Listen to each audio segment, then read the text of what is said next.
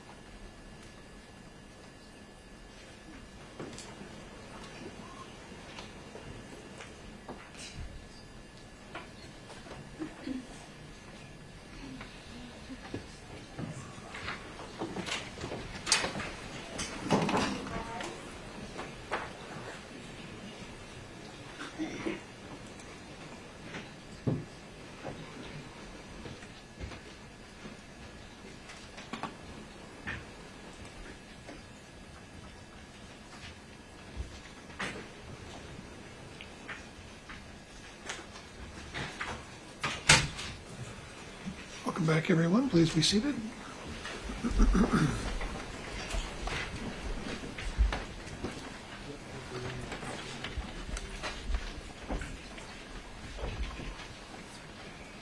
Okay, Mr. Conrad, continue when you're ready.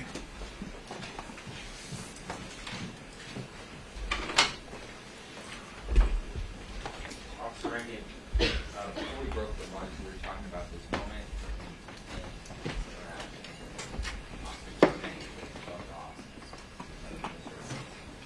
and you're describing your actions.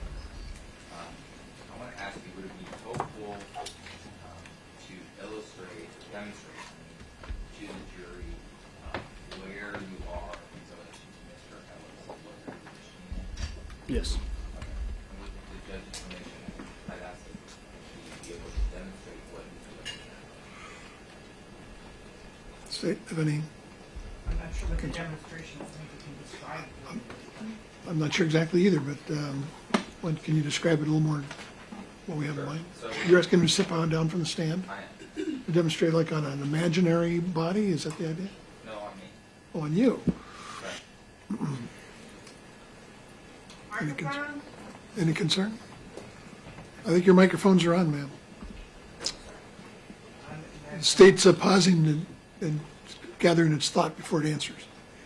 Much like Mr. Nielsen did with the demonstration. Right, Mr. Conrad's going to be asking questions at the same time. I imagine. I'll defer to the court. Well, proceed. Okay. So Officer Rankin, can you? If you're on the floor, Mr. Conrad, you're going to have to speak up. I can do that. Got a lapel microphone? There you go. What's that? I did volunteer to be the subject. Oh, if you, it's your deal, Mr. Conrad. If you want to volunteer from Mr. Percher, that's fine. If not, that's fine too.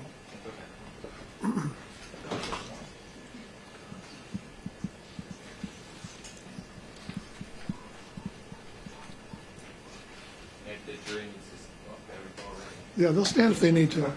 These guys are now complete and utter veterans of this experience.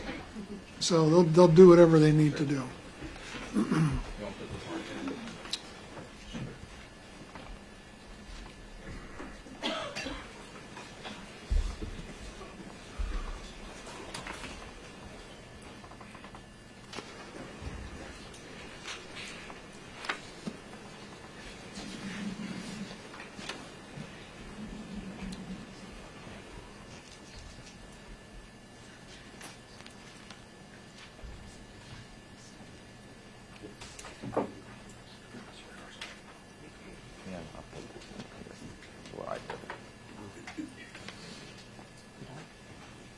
Did you turn on? Sounds good. All right.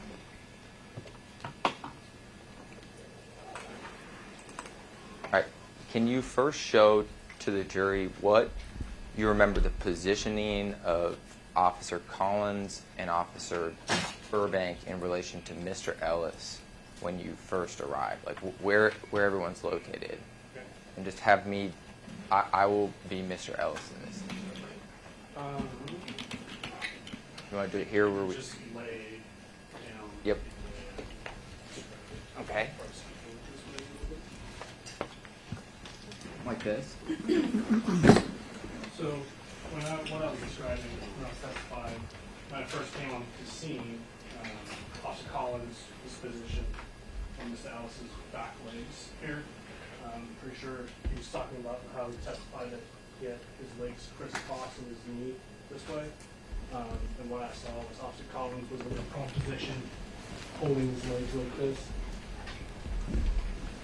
And what is Mr. Ellis doing while he's trying to He's do just thrashing around, kicking his legs backwards.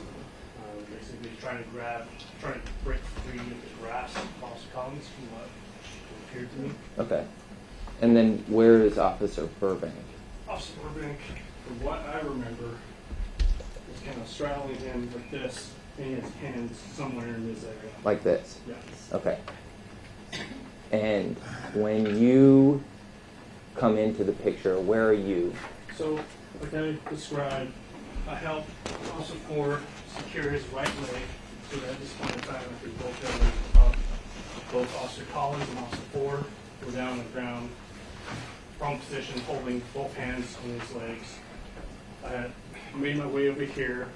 That's when I noticed he had his handcuffs on his hands, and then a Glock magazine was somewhere sitting around here. I think at this point in time, like Burbank had moved, like he was more seated up, and he asked for help. And then when I first came and contacted Mr. Ellis, I put my right leg on his shoulder in this fashion, and Burbank is somewhere in this vicinity over here. And that's when I saw, well, I described it in my statement as a wiggle worm. And there's no other way to describe it besides Mr. Ellis was slamming his head on the ground, rolling his shoulder forward, picking his chest up, scooting his knees under him, and then thrusting forward, while all four of us had control of his body. And he was kind of, I think in my statement, I described it as he was just dragging us along the road. And where do you, when Officer can you describe to us or show us, where do you go when you see Officer Burbank get bucked off of him? So, Officer Burbank is on his torso. Mr. Ellis does an upward thrust buck motion, as I call it. I see Officer Collins kind of roll off the left shoulder over this way. And that's when, in my statement, I say I jump on top of him. But really, it's just a bigger speech. I don't mean like actually jump. I just move my right leg to the center of his shoulder, and my left knee comes to the back, like this. And why are you doing that? Because the way we're taught is we want to control the center line of someone. It's the most secure position to control someone's basic body movement. And doing this kind of just secures the center line right on his back, gives him space in the middle of his back. And you also described kicking your ankles out at one point as well, right? Yeah, so at this point in time, he's bucking pretty hard. He's basically trying to lift me off the ground. And I feel him just kind of, I just feel myself just going up and down quite a bit. So I talk about kicking out my feet.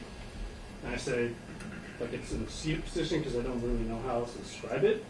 But simply it's, I go like this, and I go from basically seated on my heel, basically like seated on my feet instead. Okay. And where is Officer Burbank at that point? Do you remember? I don't remember at this moment in time. Did you ever have your knee on his neck at that point? No, there's no point. You can't control someone from their neck. I'm not trying to hurt Mr. Ellis. I'm just trying to control him. Okay. And are you making commands to him during that time period? Yeah, the whole entire since I've been there, I think I've said to him numerous times, relax, stop struggling, stop fighting. And I think Officer Ford too was repeating that at the same time. And where's Officer Ford at this point? He's still on his right leg. Mr. Ellis' right leg. Okay. And it's just the four of you present at that time? Yes. Okay. And I think you described in your statement that you were waiting for other officers to arrive? Right. I think what I said in my statement is we sat there until other officers could get there.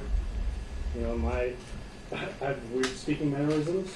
I didn't mean like we actually like sat there and we, you know, you sit around waiting for people kind of deal. But yeah, we just waited in various positions till other officers could get there. Okay. And yeah, let's do this. Thank you. So, if you can have a seat again.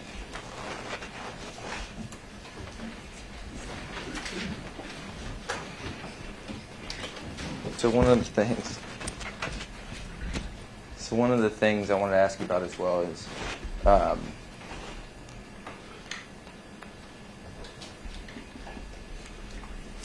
what was Mr. Ellis saying, if anything, at this point? So, as we waited for officers, from what I remember, is at some point in time, I remember it pretty specific because I think I was a bit confused on what was going on. I remember Mr. Ellis was thrashing around pretty violently. He was trying to lift me off the ground. And then I remember looking down at him, and he turned his head to his left, and he said, "I can't breathe," but in a very calm, like everyday kind of conversation voice. Okay. And what did you do in reaction to that? Well, when he first said that, I didn't really know who it was coming from, because till that time, the only thing I've heard Mr. Ellis say was absolutely nothing. All I heard him do or I guess say is make, and I think the way I describe it is like animalistic noises, like just grunting a lot. And that to me sounded like just a lot of that since the time I got there. And was he doing that even while afterwards, like after hobbles were put on? Yes, he continued to do that for quite a while. Okay. And so what did you do in response to hearing Mr. Ellis say, "I can't breathe"? Yeah, so when he said "I can't breathe" the first time, I think in my head, the first thing I was a bit confused. I think in my head, I didn't say it out loud, but I was just thinking, who said it and what is happening kind of deal. And then he said it again, and that's when I noticed it was actually Mr. Ellis that said it. And the only response at that point in time that I can think of is, if you can talk to me, you can breathe, but if you stop struggling and you calm down, I'll relieve some pressure off of you. And did you go to do that? He did. I tried. Okay. And what was his reaction to you doing that? So after he said that, he just got kind of quiet. His head still was facing like to the left of his body. I moved my right knee from the middle of his upper back towards his right shoulder. I think my knee just touched his right shoulder before I started thrashing around all over again, and I had to reposition myself back to the original position where I had the center line of his body.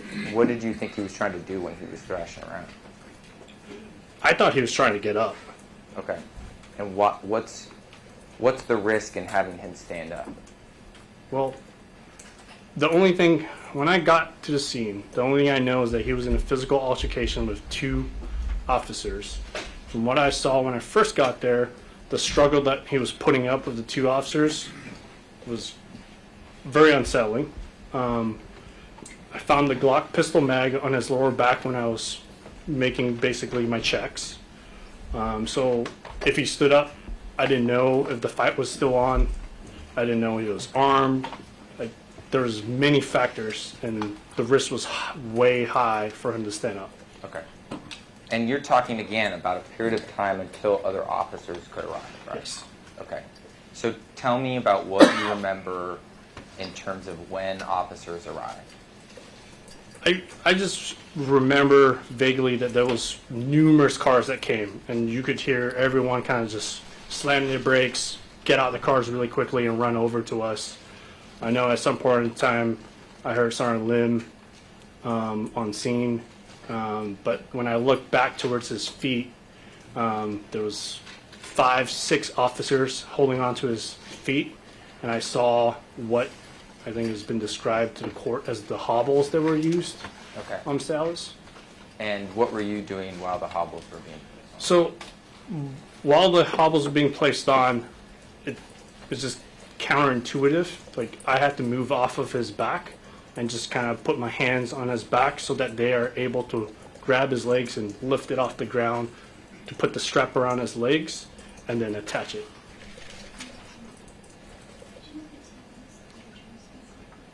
Sure. You all see. Better? Great. And could you, I mean, do you know how quickly the hobbles were placed after other officers arrived on scene? I couldn't tell you. And do you know who put the hobbles on at all? I don't. There was numerous officers. I think in my statement I described what the hobbles looked like, but because I was dealing with Mr. Ellis still thrashing around, my focus was just strictly on him. Did it seem like a long period of time or a short period of time Short. I would say short. after other officers arrived? Right. Between him, well, from officers arriving to him being placed in hobbles. Yes. And so what did you do after Mr. Ellis was placed in hobbles? So once he was placed in hobbles, I think Officer Ford testified to it too. Officer Ford said that he was more in control. I would say the same exact thing. He was controllable. I wouldn't say he was under control. He was still thrashing around pretty hard. I remember specifically.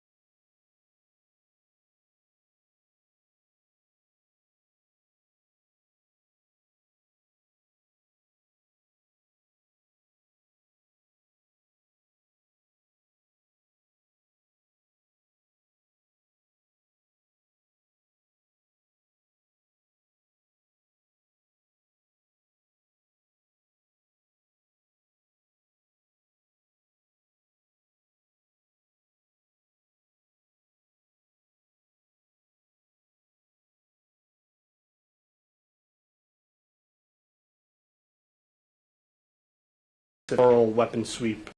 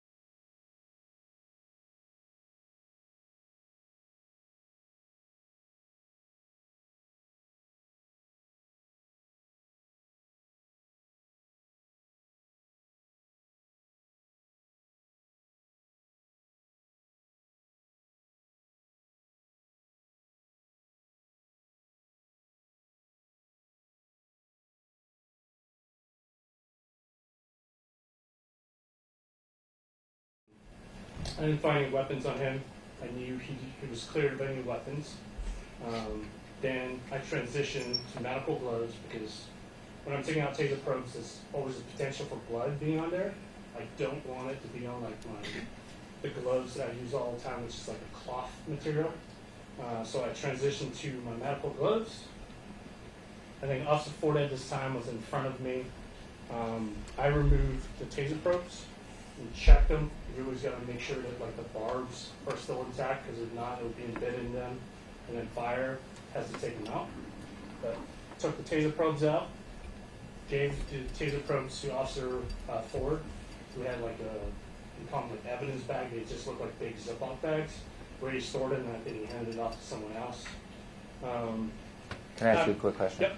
So Officer Ford testified that he thought that he took the taser probes out. What? It was definitely a joint effort. Okay. So you guys are there together? Yep. Okay. Yeah. 'Cause, yeah. And, okay. So you take the taser probes out, you give them to Officer Ford, and what do you do next? What do you remember doing next? Yeah, so after I gave the taser probes up, I just kind of looked, just looked Mr. Ellis up and down, looking for any sort of injuries, anything, because at this point in time, I still don't know what really happened. I just know, what I just happened upon the scene. I noticed when, I was doing the weapon sweep, his knuckles were really bloody. He had a lot of blood in his hands. When I was looking at his face, he had abrasions around his eyebrows, around his cheeks, and he was bleeding from his face. Not terribly, just a little bit of blood, but enough for me to observe injuries on his face.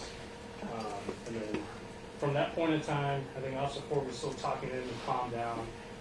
I was telling him to calm down, and it's a short period after that.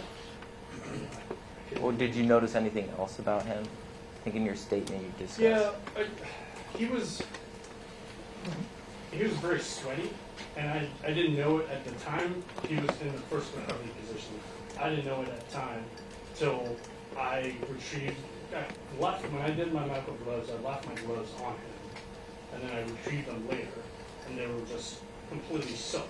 And then I think back on when I was looking at his face, he just had beads of sweat coming off his head. He was just sweating profusely. And the only thing I could make out is that the gloves that I had on, the only reason why they were soaking wet was because of him. Because the only time my gloves were on was to touch him. And why are you checking him at this point? Because we have a duty to care. I want to make sure he's okay. I want to make sure if he had any significant injuries. We already had fire started at that point in time. I thought Officer Ford had called for fire, but now I know it's Sergeant Lynn. And I state that by policy, when the taser is applied, we have to call for fire to check them out no matter what. Okay. And at some point, you described Mr. Ellis going back into the prone position. And can you tell the jury, describe to them why and what was happening? Yeah, and I think we were telling him to calm down. We were trying to talk to him. Mr. Ellis didn't really, besides the I can't breathe, he didn't communicate any other way to us besides the grunting and growling noises that he was making. So I was trying to talk to him, just trying to see how he was doing. Right as he was doing that, he started thrashing around again, by kicking his legs back, like kind of how I described when he was in the prone position. Basically, he was Back kicking his like legs this. back.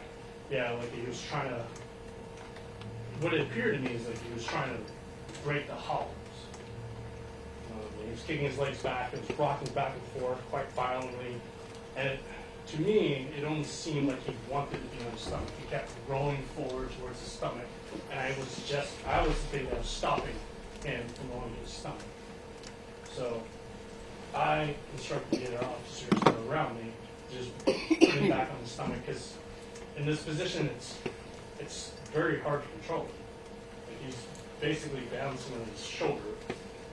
I can only hold him this much. I don't know any other way to hold a person in the recovery position. So I thought it was best to put him back in the prone position and reapply pressure. Okay.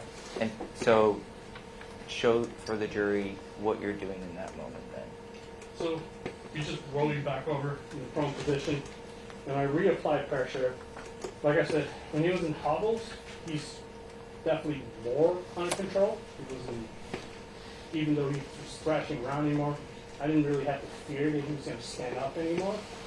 So now I'm just basically just trying to hold him there so that he doesn't hurt himself. Or just, yeah, he just doesn't hurt himself. So when I described it in my statement, I put my left knee on the lower of his middle back here, and then my right knee is kind of by his shoulder blade in this position. And how much pressure are you putting on him at this point? Not a lot. I really don't need pressure putting on him. It's just to control him. And when he's not thrashing around as hard, I basically modulate my pressure from putting pressure on my left knee and rolling back towards my right knee. Okay. And do you remember how long he remained in this position for? Or when you moved him out of this position? A very short time. Okay. And what do you remember happening when you removed him out of this position? Yeah, so after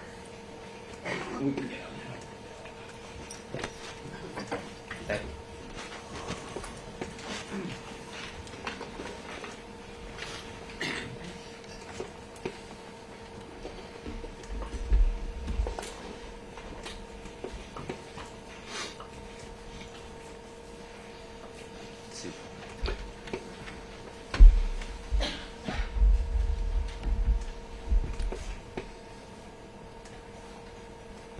So, what do you remember happening when you moved him back into the recovery position? yeah, I moved him back. Well, I instructed our officers to move him back into the recovery position. While he was there, he wasn't he was still making like a low kind of growl, but he wasn't thrashing around. He wasn't saying anything. At one point in time, I asked Officer Ford what his eyes were doing, and I think Officer Ford responded that his eyes were just open.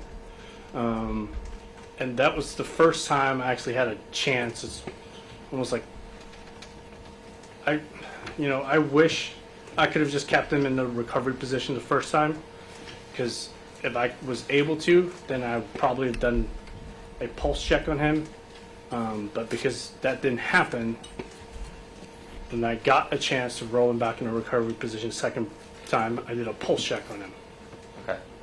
And how did you check the pulse? So the way I do it, I do a 30-second kind of take from him. I check my watch. I do 30 seconds, count his pulse out, multiply that by 2. That gives me his pulse.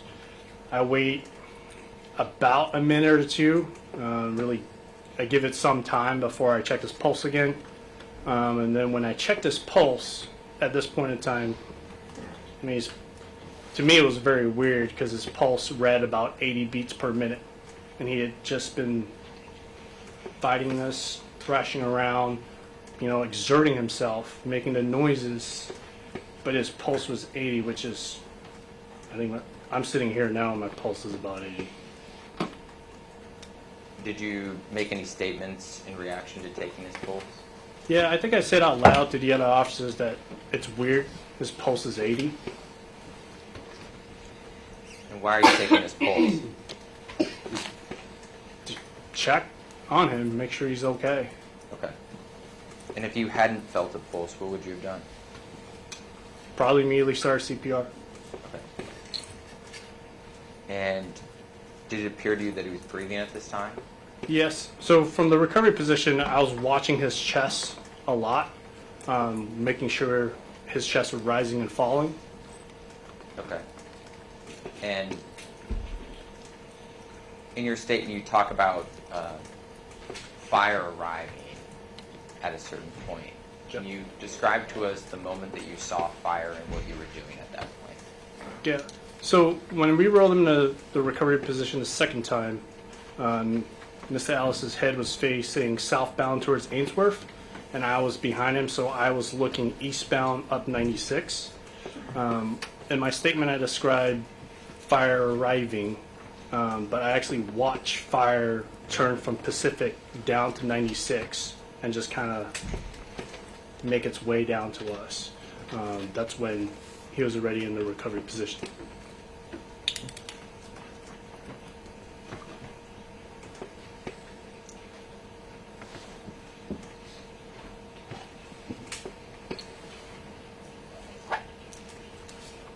And describe to us what occurs after fire arrives on scene. So I remember Fire or Lieutenant Wilson now. He was one of the first people to come up on scene. I remember looking at his jacket and seeing his last name Wilson. I asked him, "What do you need from us?" And he said, "I need him on his back." So we rotated Mr. Ellis on his back with his legs off to the side, kind of like how Lieutenant Wilson was describing when he first came on scene. And we've heard some testimony about there being a discussion about removal of the restraints at that point. Yes. Can you tell us about that discussion? Yeah, I think I was just voicing, one, Sergeant Lynn was in control of the scene, and he, at this point in time, was standing right beside me. So one, he was in control of the scene. If I was to do anything, I would clear it with Sergeant Lynn, just because he controlled the scene, and he's my superior. And two, I wanted to voice it to Fire that, hey, we just fought this guy. You want him out of cuffs and hobbles. There's a potential he could just fight all over again. So I wanted to voice that concern to Fire, to let him know that there's a potential that he could start fighting again. And how long did that conversation take? Seconds. Okay. And was Mr. Ellis eventually taken out of restraints? Yes. Once Sergeant Lynn gave us the okay to take him out of handcuffs and hobbles, we did it. And did you help at all in, did you help at all the fire department care for Mr. Ellis? Yes. I think it was Officer Warner and I. We just kind of kneeled right beside Mr. Ellis while he was being treated by fire. I remember numerous times. They only had 3 people on scene. I know that called for additional fire units to arrive on scene, but I kept asking, "What do you need from us?" And then eventually he asked us to start CPR on Mr. Ellis. Okay. Did you do that? Yes. And you talked in your statement about some of the training that you've had in terms of medical training from the military. Can you describe to us kind of what that training is? Yeah, I think everyone that goes to the Army does like combat lifesaver courses. I've taken TCCC, which is Tactical Casualty Combat Care, but it's all trauma related, like bullet wounds, missing an arm. It's more stopping the bleeding than anything else. Are you a paramedic at all? No, not even close. Did you ever look at becoming a paramedic? Yes, it's just, I think it's like 2,000 hours, but I didn't have time for 2,000 hours of paramedic school. Okay.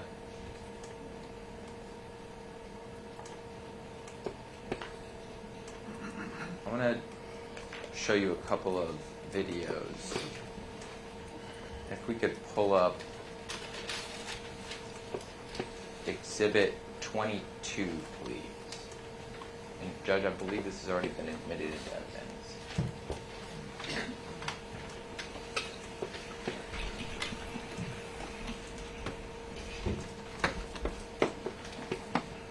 Yes, it's 22 submitted.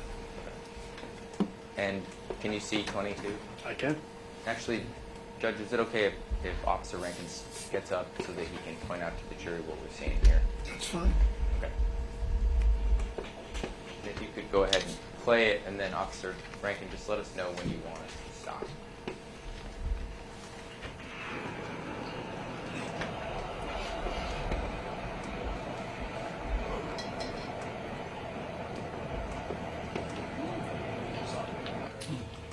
So, at this point in time, I think the timeline too, I identified it as this is the second time Mr. Ellis was rolled into the undercover position. That officer was kind of kneeling behind him. Okay. And officer 4 was right behind him. And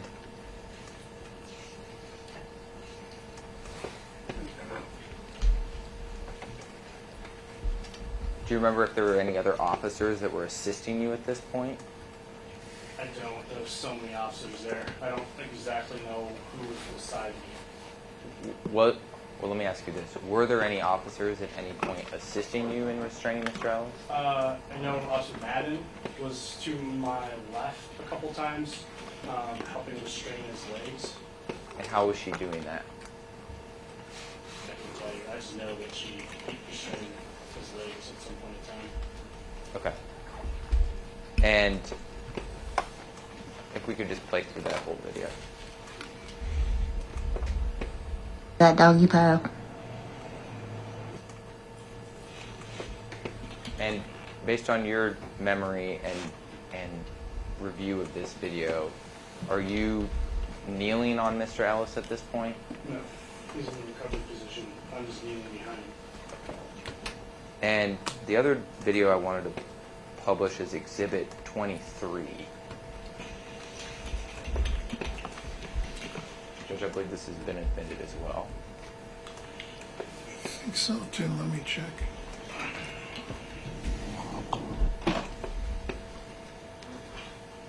'23 is fine. If we could publish that, please, for the jury. Go ahead and click play.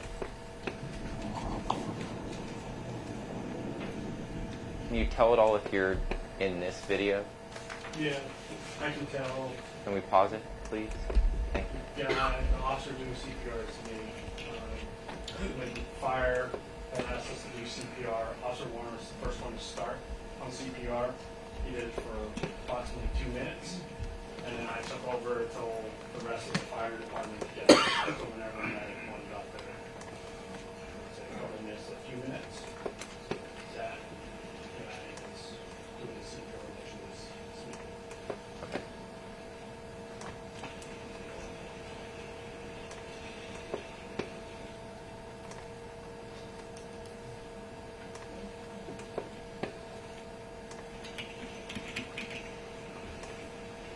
I think that's all the questions I have about this video. You can have a seat. Thank you.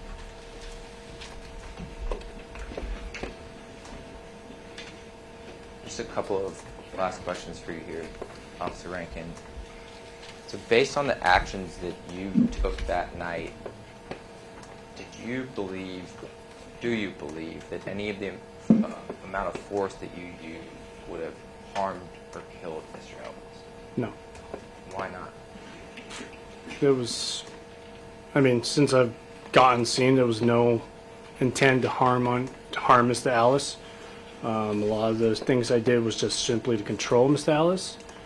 When we were doing CPR on him, I've seen many people come back from that. Yeah, no. How has this case affected you? That's a tough question. How's it not? It's probably a better question. The loss of life is tragic, no matter who it is. So, Officer Collins talks about that. This whole incident was tragic. And I don't think any of us sitting here thought he was going to die that night. But it happened. On a personal level, it completely changed my life. Yeah, I don't know.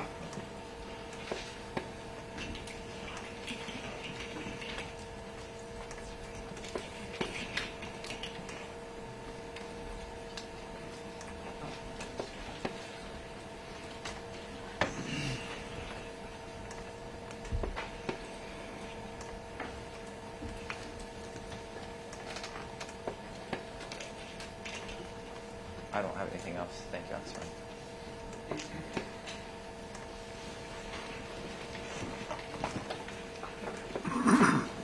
Okay, let's see, cross-examination.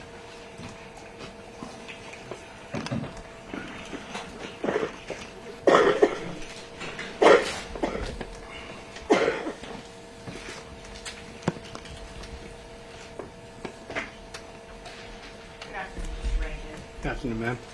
Now, you admit that Mr. Ellis told you that he couldn't breathe, correct? Yes. And if I understand you correctly, he told you at least twice. Yes. And on both of those occasions, did you respond with, if you're talking to me, you're breathing just fine? No. Just once? Just once. So After the first second You time. didn't respond at all? Yes. Is that right? And according to you, that happened when Mr. Ellis was not yet in hobbles? Yes. Yes, he was not in hobbles. He was non-hobbles. All right, so then Officer Burbank was there, correct? Possibly. I don't know where he was positioned. This, I think, was short period after he's just been bucked off of Mr. Ellis. So Officer Collins was there?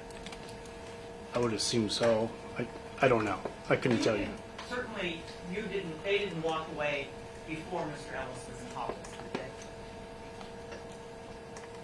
I couldn't tell you. I was very focused on Mr. Ellis. So is it your testimony now that the officers, you may have had, you and Officer Ford were left alone to deal with Mr. Ellis before he was put into hobbles? That's not what I'm saying. I'm saying that I don't know where the other officers are because I wasn't paying attention to that because I was paying attention to Mr. Ellis. Well, you said that Mr. Ellis, Officer Collins was on one of his legs, correct? Right. And Officer Ford was on the other leg? Right. And that you and Officer Burbank were controlling his upper body, correct? Initially, till he got bucked off. And so you're saying you didn't see if Officer Collins was still there at the time that Mr. Ellis said that he couldn't breathe?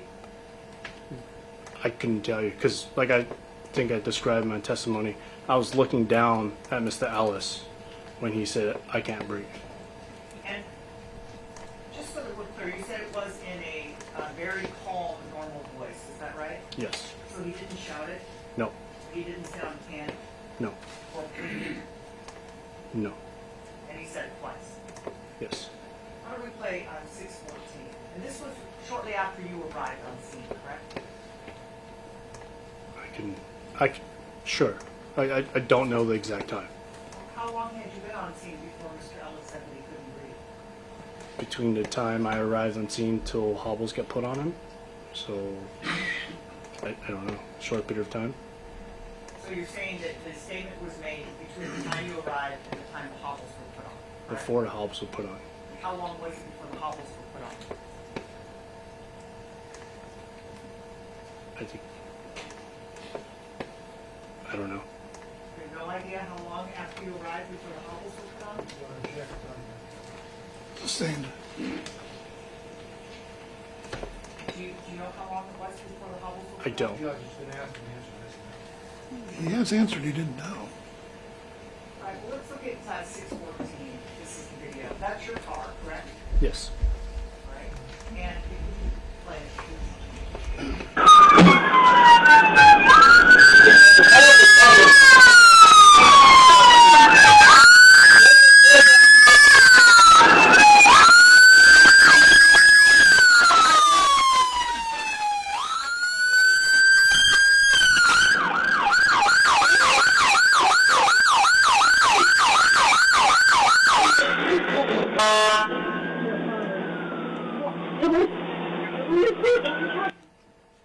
Is that the time that you heard Mr. Ellis say he can't breathe? I don't know. That's not what it sounded like. All right. And what about the first time on there? Did you hear right before the two times that he said I can't breathe? Did you hear the earlier time? I did not. But that's not how it sounded to you. No. All right. So what we hear on this audio is not the I can't breathe. I don't think so. All right. And at this point, then, when Mr. Ellis, did you hear that time when Mr. Ellis said he couldn't breathe? You mean right now on the video? No, I'm sorry. I should have asked a better question. At the time you were there, did you hear that time that we can hear on the audio that Mr. Ellis said I can't breathe? Object to the characterization.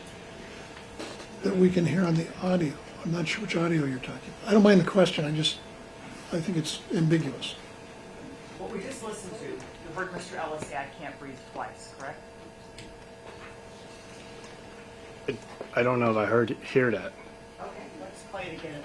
If you you could just play the last part of it for it, please.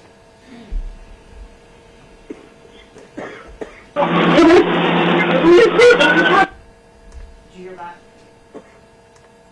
Hear someone screaming, kind of. I don't know. I can't make out what is being said. So you can't hear Mr. Ellis say, "I can't breathe" there? I don't hear it. You don't hear him say that? I don't hear it on this video. I don't hear it on this video. And so, if you could, and there was another time you're aware of Mr. Ellis said that he couldn't breathe, correct? The owner object, he didn't say that he was person. But- Well, it is a little ambiguous. I'm not sure he's saying it's not on that video. I think he's saying I can't make it out on that video, and it didn't sound like that to me that night. So there, so it could be that is the same video. I don't know. Well, let's clarify that, Officer Rankin, if I can then. So the judge is saying that you're saying that that might be it, but you couldn't make it out. Is that your testimony? I'm saying that that's not what it sounded like from what I recall, Okay. and so that I what you can't heard- hear it on the video. All right, you can't hear it on the video, and what you recall was not anything that sounded like what's on the video. Is that correct? Yes. Right. Play 659, please. Can you hear Mr. Ellis say, "I can't breathe" there? If you say he says that, I don't hear it. I hear something. I hear something. I don't. You can't hear him say, "I can't breathe." I don't hear that. I hear breathe, but I don't hear. And I think people haven't clarified this. That's coming from dispatch radio, right? Correct. You can hear Officer or Sergeant Lim in the background on it. Right. With that echo from a feedback, because too many radios that are together tend to cause a feedback, so it's like an echo. Did you hear Mr. Ellis say "breathe" in that recording that we just listened to? I heard someone say breathe. And do you have any reason to think it's someone other than Mr. Ellis? No, I guess. I'm sorry. I said no. No? Okay. So you have no reason to think that's not Mr. Ellis who said "can't breathe," correct? You got an object with it. Well, he didn't say he could hear the word can't. He said he could hear the word breathe. You have no reason to think that it's not Mr. Ellis who said the word "breathe," Object. correct? Overruled. What the answer? I mean, if you say so, I don't know who says it. I just hear breathe. And did you hear it that night? I did. You did not? I did. I think I've testified it. I've heard him say I can't breathe. Yeah, I'm asking you about the time that you just heard on 659. Did you hear that I night? did not hear it that night. Again, All right. object to the form of the question, she's trying to put in, trying to heard something. So the time that you heard it, so he doesn't know. He can say that. Overruled. All right, so the time that we just listened to on 659, you never heard that on the night of this incident, correct? Correct. And I take it the voice that you say Mr. Ellis used wasn't that voice, correct? I mean, Wasn't that tone, I guess I should it's hard to tell. Like I said, it sounds more like an echo than anything else. Was his tone loud like that? When you heard him say, "I can't breathe"?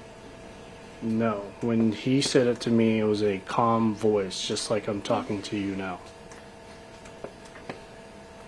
And how long was it between the first time he said, "I can't breathe," and the second time that he said, "I can't breathe"? Seconds? Okay, and do you have any idea how many seconds? I have no idea. But there was a pause between the two statements, is that right? Yes. And where was Officer Ford when that happened? I don't know. And Mr. Ellis was handcuffed at that point, is that right? Yes. But you said he wasn't in handcuffs. Yes. Now, a minute ago you talked about how Mr. Burbank was positioned on Mr. Ellis when you first arrived. Do you recall that? Yes. And do you recall saying that Mr. Burbank was on Mr. Ellis's hips, is that right? don't understand.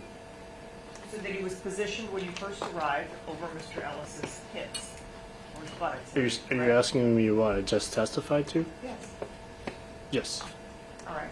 But that's not what you said back in March of 2020, correct? I think I said his back, like his lower back. No, actually, didn't you say that it was his upper back? I don't believe so. Your statement? Yeah, please. Handing you up there, marked as 65A. If you could take a look at page 9.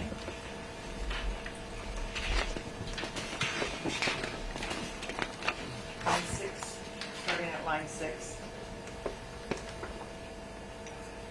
Didn't you say on March 6th, 2020, that when you arrived, Officer Burbank was on top of his upper torso, straddling his upper torso, almost like riding a horse, with both of his hands pressed down on his body? No, that's not what it reads. His upper Oh, I'm sorry, his upper body. That's what it says in my statement.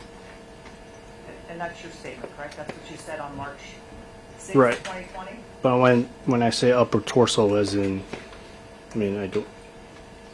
What I described is what I recalled. You didn't say anywhere in that statement that Officer Burbank was on his hips, did you? I think I should clarify. Upper torso also doesn't mean upper back. It does mean his torso. From his hips up, correct? His neck.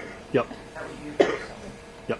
And you don't say that he's on his hips, do you? I don't. I said upper torso. You say he's on his upper torso, correct? Yes. Now, I want to talk about when you say that the hobbles were put on. So, and you did a demonstration here, and we're showing where Officer Burbank was and where Officer Collins were. At that point, Mr. Ellis was not in hobbles, correct?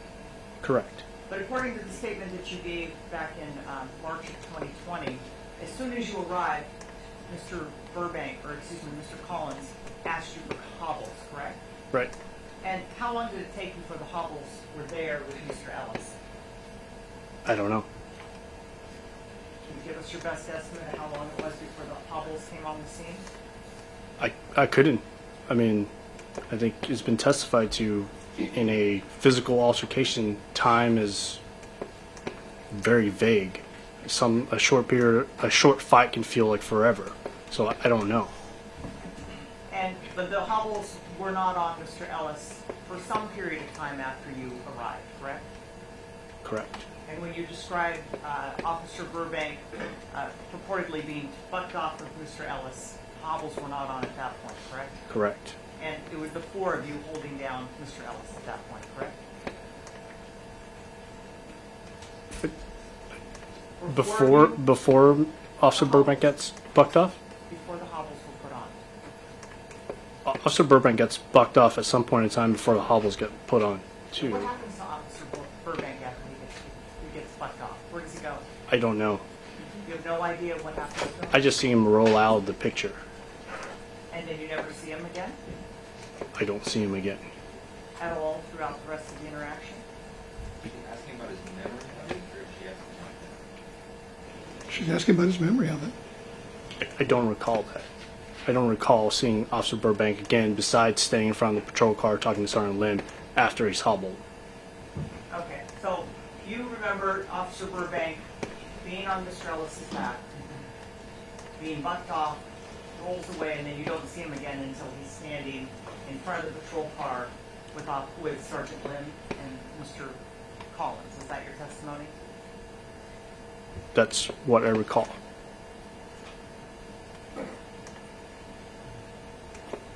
And you have no idea who actually put the hobbles on? I have no idea. Do you have any reason to doubt it was Officer Burbank if he says he put the hobbles on? Nope. You're just saying you didn't see it. I didn't see anyone. I saw the hobbles. I can describe the hobbles, which I did in my statement, but I didn't see who put it on or how it was attached to his handcuff. So you do remember what the hobbles actually look like? Yes. And where did they come from? I have no clue. I think in the course of this trial, I learned that Officer Burbank was the one that retrieved So it. we're interested in your memory of that night. I don't know where, at that night, I did not know where it came from. But you do recall, or you were able to specifically describe what the hobbles looked like, correct? Right, I think I described it as a dog leash. As a dog leash. Yes.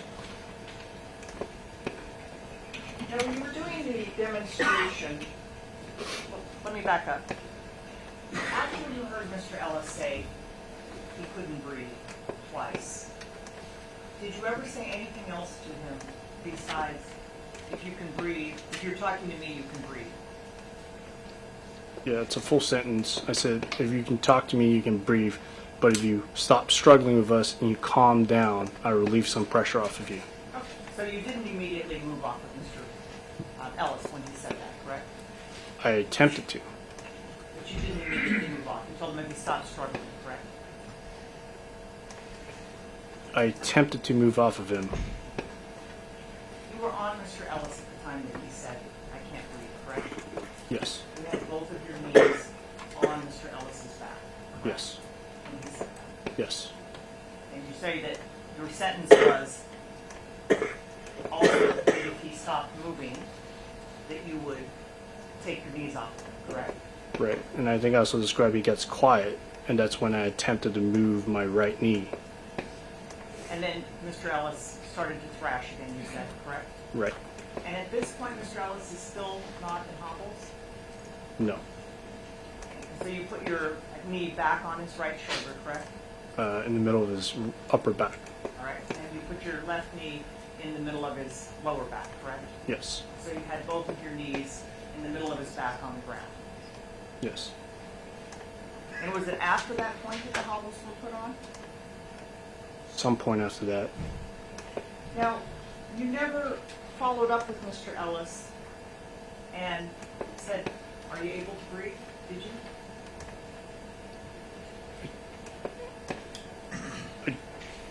No. I mean, I watched his chest rise and fall.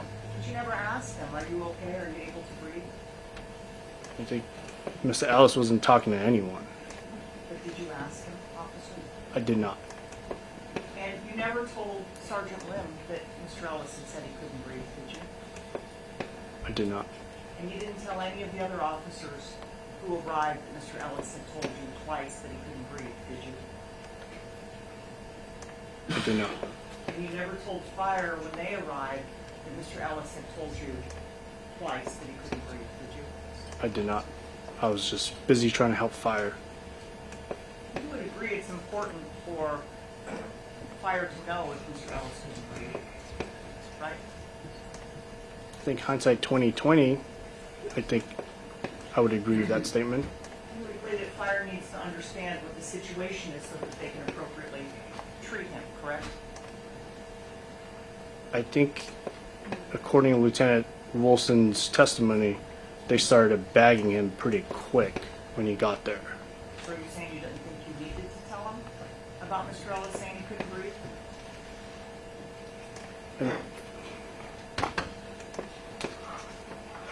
If he's, I think in my mind, if he's getting air and he's getting bagged, I think if I just told him at that point in time that he stated previously that he can't breathe, I don't really know what it would have changed. So you didn't think it was an important enough fact to tell them that Mr. Ellis had said he couldn't breathe?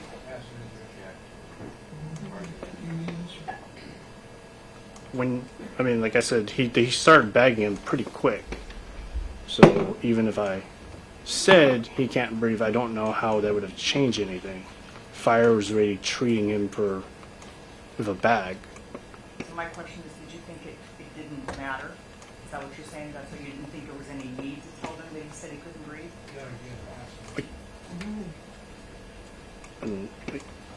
I guess. I mean, I don't know.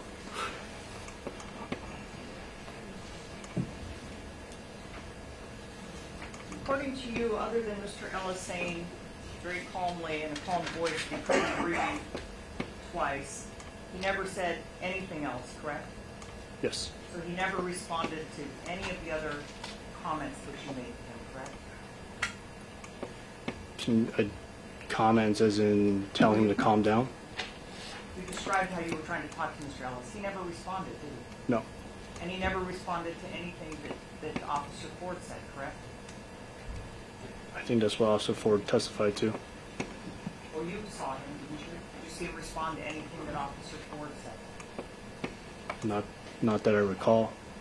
So after that one statement, he never verbally said anything, correct? No. And in fact, your description of him was that the only thing he did was make really strange animal grunting noises, correct? Yes. Now, there were 18, 20 officers at this scene, is that right? I agree. Correct? Yep. And I think at one point you described it as the entire south end was there, correct? If you show it to him in my statement, Do you remember all the officers that were there? I remember there's quite a few officers that were there. And those officers were all armed, is that right?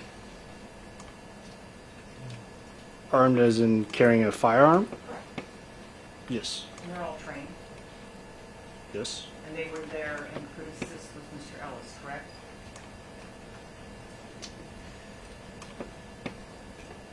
I don't know how to answer that. They were there, and there was no reason why they couldn't assist you with Mr. Ellis, is that? I guess they could have, yes. You could have asked them to help you, right? In the recovery position, I don't. If you wanted to release Mr. Ellis from the hobble and sit him up, you could have asked those other officers to help him, correct? I don't think that was a viable option. Could you have asked them to help you? I would not have released him out of hobbles. Just like I kind of explained to Tacoma Fire that we had just fought him and that my reservations of taking him out of hobbles and handcuffs. So I don't think my reservations in taking him out of restraints would have changed. Or is it your opinion that all those officers that were there, that you guys couldn't have all together controlled Mr. Ellis if you took him out of hobbles? Jack, relevance. You could have taken him out of the hobbles and had the other officers assist in restraining him, correct?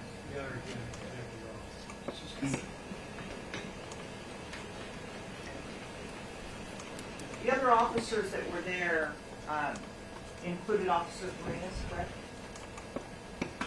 Yes, he was on scene. And did you tell Officer Farinas that Mr. Ellis had said he couldn't breathe before he took the stiffener on him? I did not.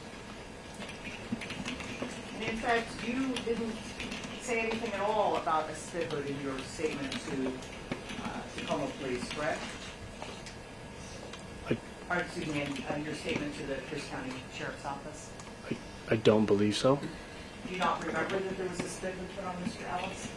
I don't remember. I know now, but I don't know back then. You were in physical contact with Mr. Ellis the entire time from when you arrived until fire took over, correct? Yes. And it's your testimony that you don't remember ever seeing a spit hood put on Mr. Ellis? I know it was applied. I don't know who put it on or who asked for it. Did you see it get applied? I think I saw it when fire started treating him. Did you see it before fire started treating him? No. You never saw a spit hood on Mr. Ellis, even when you were holding him to the ground? Jack, I don't. Yeah, I don't understand what you're asking me. Officer Rankine, you said that you had Mr. Ellis, you were in physical contact with him from the time you arrived until the time fire took over, correct? Right. You never walked away from him. Right. You were always in physical contact with him, correct? Yes. And is it your testimony that you never saw a spit hood being applied or put on Mr. Ellis? I saw the spit hood. You saw the spit hood when fire arrived, you said? Right. Did you see the spit hood before fire arrived? No. So when you were looking at his face and at his eyes and checking his carotid artery for his pulse, you didn't notice that a spit hood was on him? I did not notice it. And you did check for his pulse and his carotid on his neck, correct? I did. And you said that you looked in his eyes? I didn't look in his eyes. I asked Officer Ford about it. And you never looked personally into Mr. Ellis's eyes? No. So you don't know if his eyes were open or closed, Officer Ford, other than what Officer Ford told you? Do you personally know? no. And you never checked?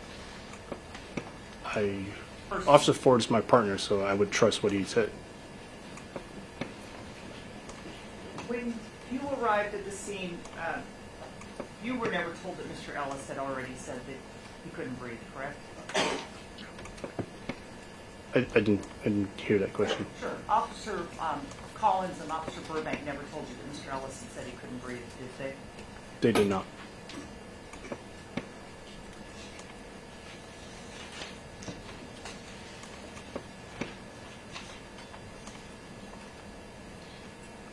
Once the hobble was on Mr. Ellis, you would agree that he couldn't get up and run, could he? I agree. And he really had no use of his legs, correct? I don't know what. Well, he couldn't use his legs to kick at you, for example, could he? He was, I think I described him as kicking back against the hobbles. Only to the length of the hobble, correct? Yeah, He did sure. have full kicking range of his feet, correct? Agree. And he never, from all the time that you were at the scene, he never had the ability to use his hands, correct?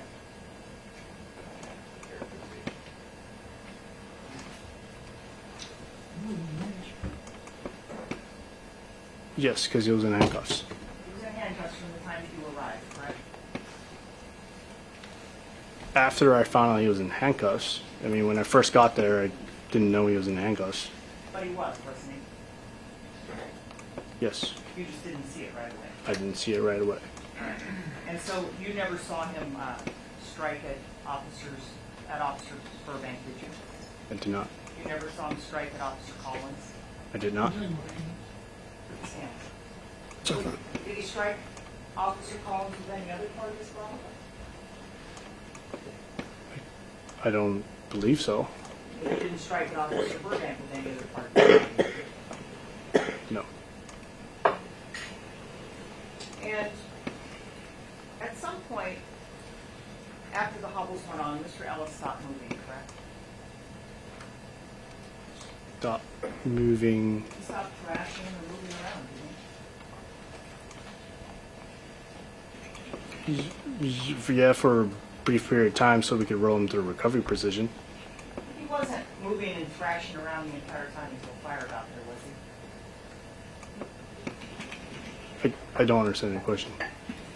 I'm asking about Mr. Ellis's movements before fire got there. There was a period of time where Mr. Ellis wasn't moving at all before fire arrived, correct? I think he was in the first recovery position. He started thrashing around again. Then I rolled him back into the prone position. And when he stopped thrashing around, we rolled him back into the recovery position for the second time. And you moved him back into the recovery position because he wasn't moving, correct? No, his body was, when we moved him into the recovery position the second time, it took multiple officers to roll him back into the recovery position because he was tense. His body was tense. And you say that his body was tense when you moved him into recovery the Yes, second time. yes. That's not something that you ever told the Pierce County Sheriff's Office, is it? You were interviewed by them on March 6th, 2020. That's my independent recollection of this. You didn't tell the Sheriff's Office that, correct? I did not. And you said that he was tense. Was he? we're just past our normal break. So we'll take our afternoon recess at this time. Ladies and gentlemen, please do not discuss case among yourselves with anyone else. Thank you very much.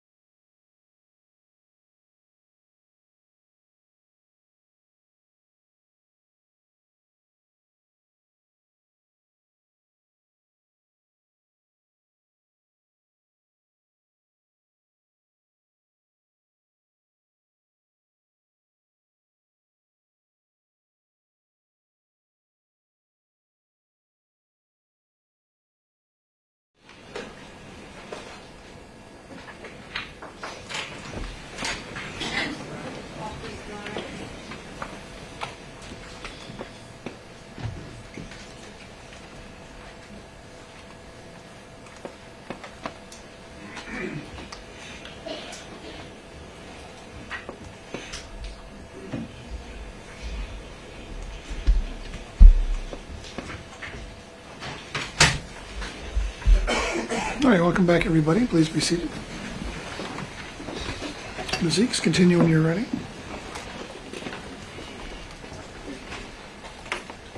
Mr. Rankin, is it fair to say that you assumed the care of Mr. Ellis on March 3rd, 2020? Yes, ma'am.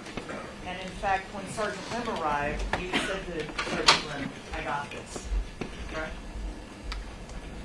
Sergeant Lim was still in control of the scene. I meant when I said I got this, as in I was going to do my best with Mr. Ellis. You were telling Sergeant Lim that you were going to be taking care of Mr. Ellis. You got this as it relates to Mr. Ellis, correct? Yes. And when fire arrived, you said a moment ago that Mr. Ellis, when you moved him into the recovery position the second time, that he was tensing his body. Is that right? He was tense. He was tense. That's not something you said in your statement to Pierce County, correct? I don't recall. If you show me it, Oh, would you put the lapel microphone back on? Thank you.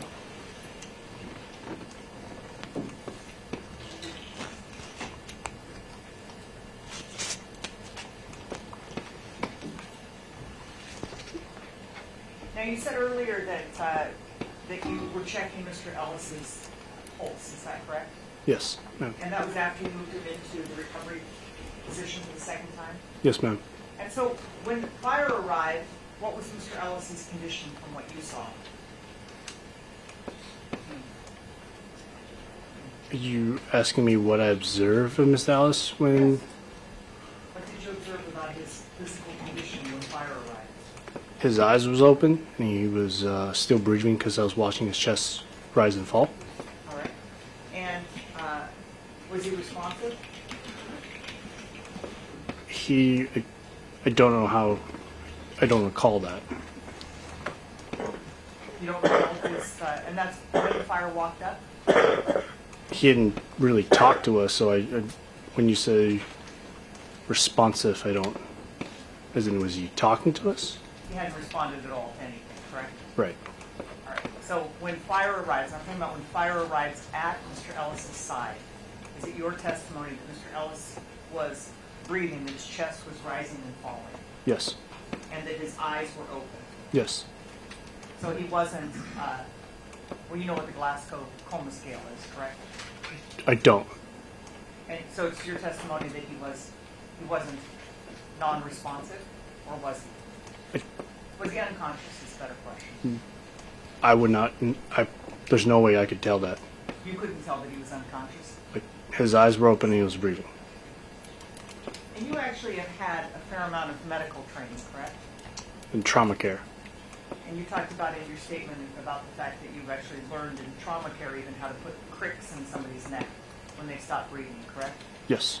And you were also trained at the state patrol, or excuse me, at the Justice Center on first aid, correct?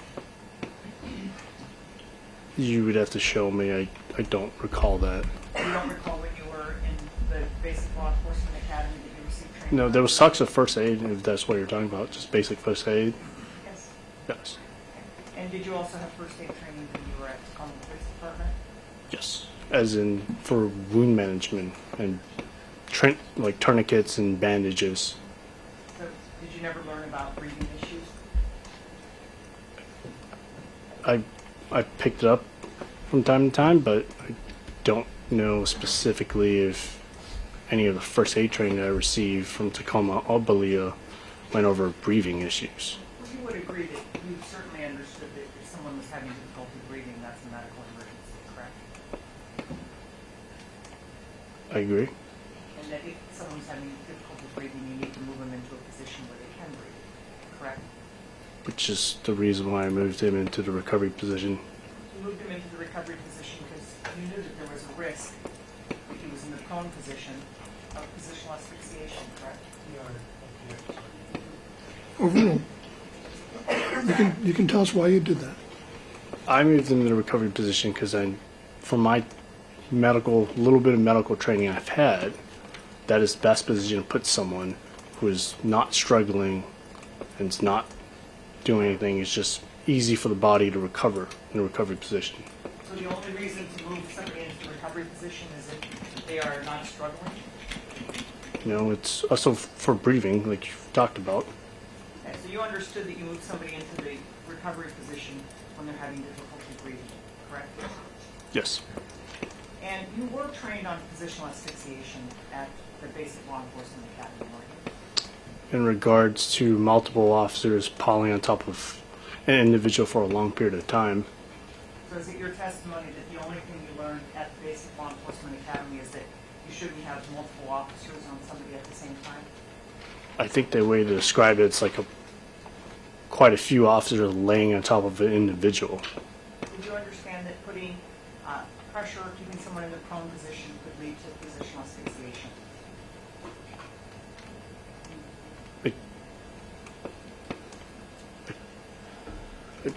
I mean, I think in the course of this trial, I think I've learned that. Is it your testimony that prior to this trial, you never learned that there was a risk of positional asphyxiation by keeping someone in a prone position with weight on? Are you referring back to positional asphyxia from Belia? I'm asking you what you knew before you came to this trial, sir.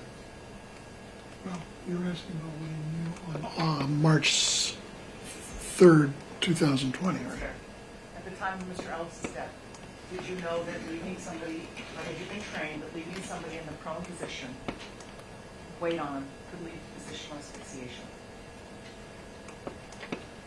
With multiple officers on him, yes.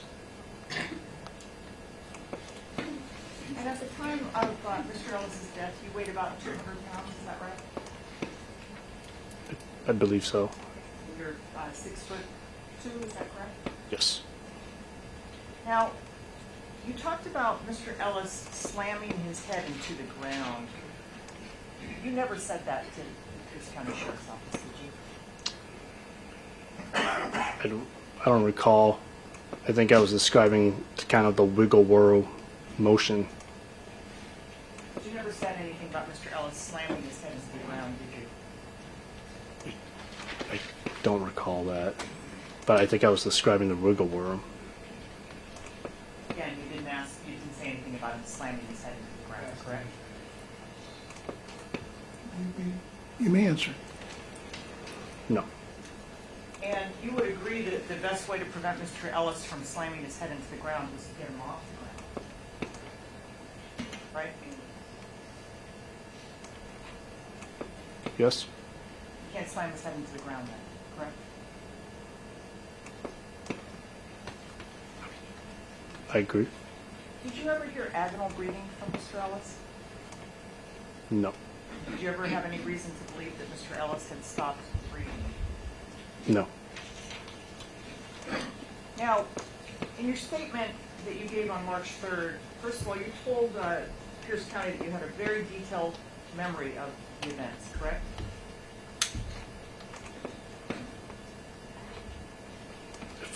If I did, I believe you. And you recall saying that you even remembered the finite detail of the handcuffs and what kind of handcuffs they were and the hobble? Is it? Can you show me where I said that? Sure. Take a look at your statement. You have it up there.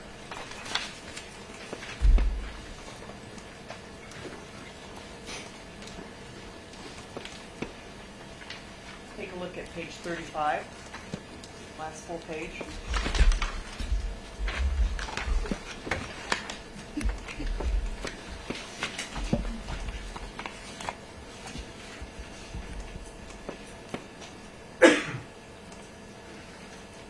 At line 13, does that refresh your memory that you told Pierce County that you remembered most of it fairly clearly, the finite detail of the handcuffs and what kind of handcuffs were they and the hobble?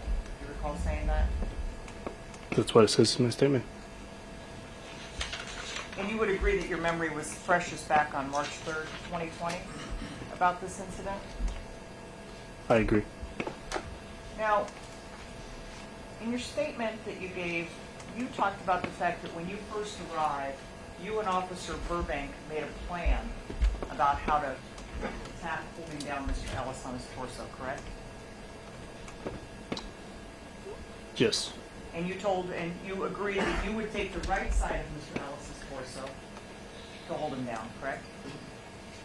Yes. And Mr. Burbank would take the left side of Mr. Ellis's torso to hold him down, correct? Yes. And you described at that time that you placed your right knee on Mr. Ellis's right shoulder and your left knee in his lower back. Is that right? If that's what I said. And you had both of your knees on Mr. Ellis, right?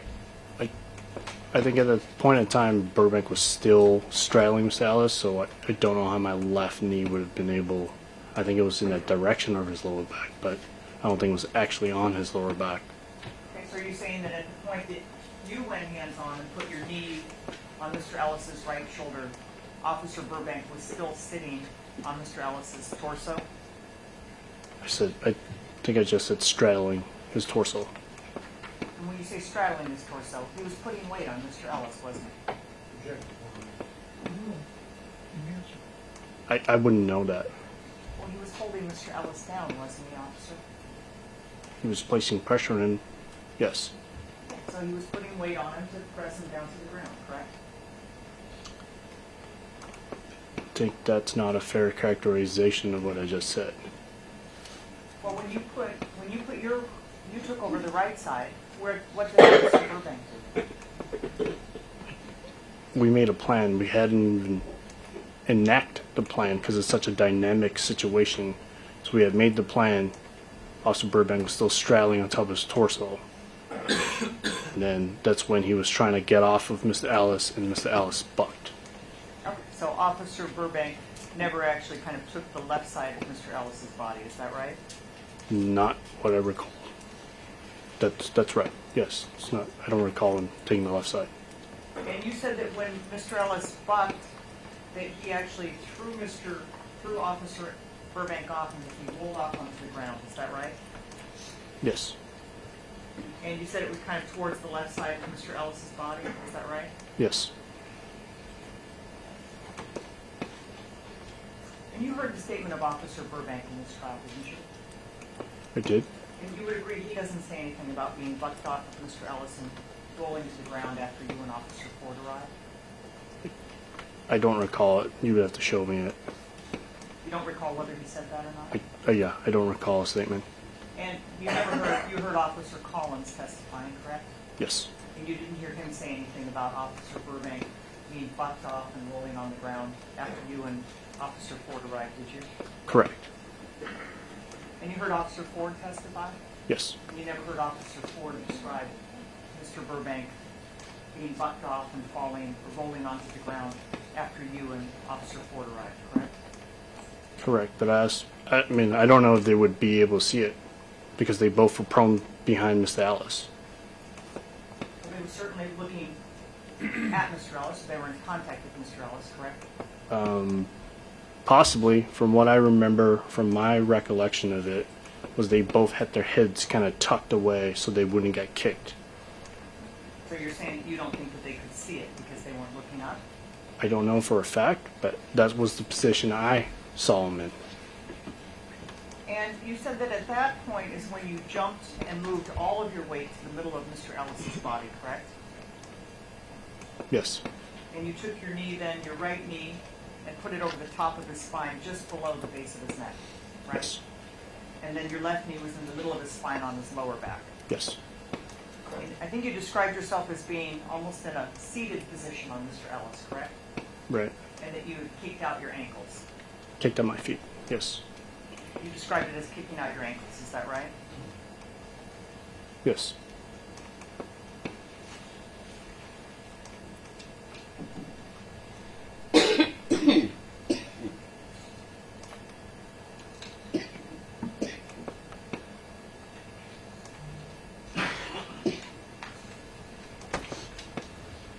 I think you said that was it after this point, when you were fully on Mr. Ellis, the top of his spine, the middle of his spine, near his neck, and in the middle of his back, that Mr. Ellis said he couldn't breathe?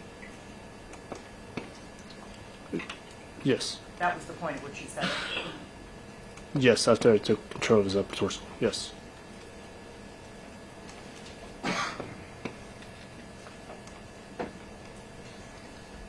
after that, then, that you said that Mr. Ellis got quiet?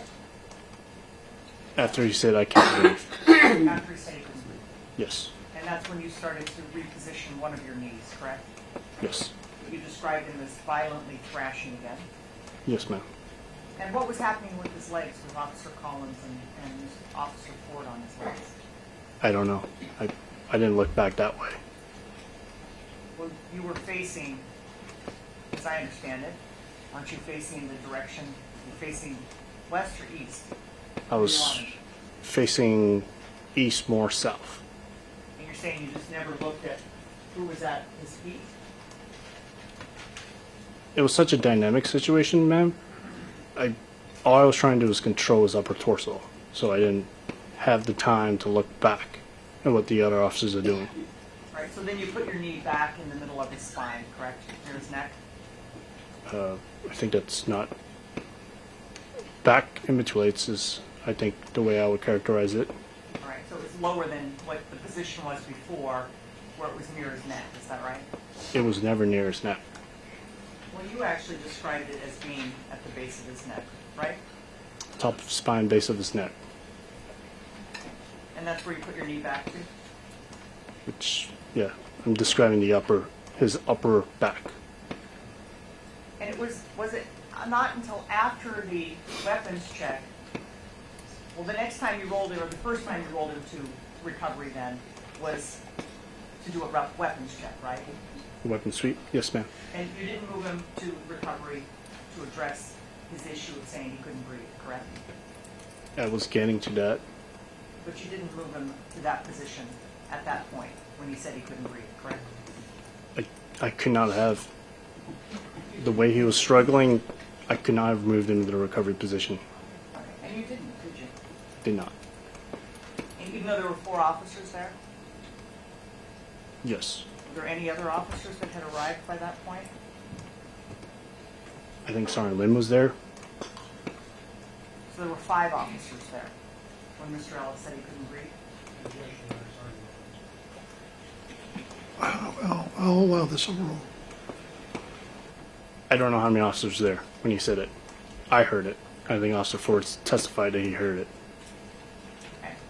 And so you're not sure if Sergeant Lynn was there when Mr. Ellis said it? I am not sure. I don't recall that. But there were at least 4 of you there, correct? I would assume so, yes. Yourself, Burbank, Collins, and Ford. I assume so, yes. All right. You said that when you did the weapon sweep, then Mr. Ellis began to violently thrash around again. Is that right? Yes. Now, at that point, Mr. Ellis is in the hovel, isn't he? Yes. And you would agree he couldn't get out of, he couldn't stand up at that point, could he? I agree. And he couldn't use his hands or his legs? I agree. So when you say that he's violently thrashing around, I think you described he's pulling at the hovel. He couldn't really go anywhere, could he? Correct. But you made the decision then to roll him back onto his stomach and to get back on his back, correct? Yes. At that time, I felt that was the best way to control Mr. Ellis. And at that point, you put your knee right around his shoulder blade, correct? Right? And you put the left knee in the middle of his back again. Yes. And I think I was referring his lower back. And you put pressure on him because you said he was struggling, is that right? Enough pressure just to hold him still. Now, you would agree there was already concern from other officers about the fact that Mr. Ellis, that the fire department was taking such a long time to get there, correct?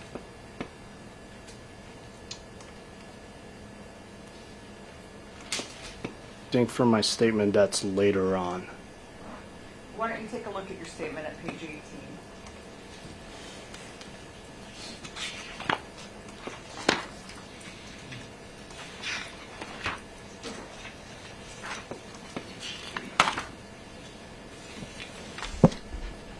From there?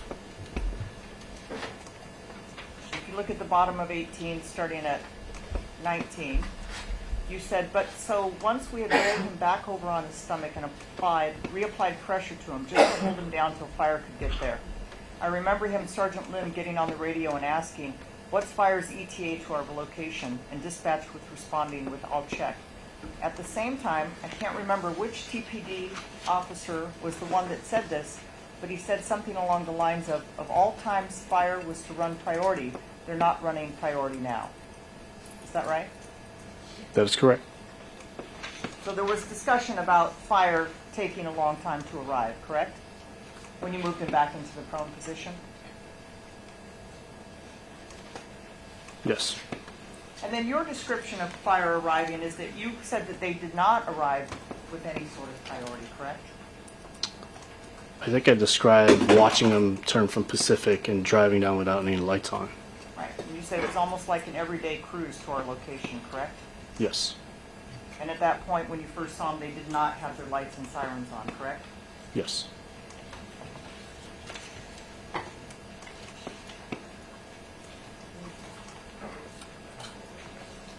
And this entire time, Mr. Ellis remained in the hobble, correct? Yes.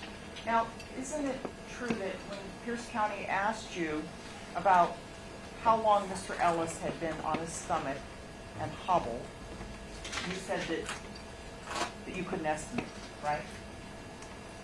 You would have to show it to me. Take a look at page 31.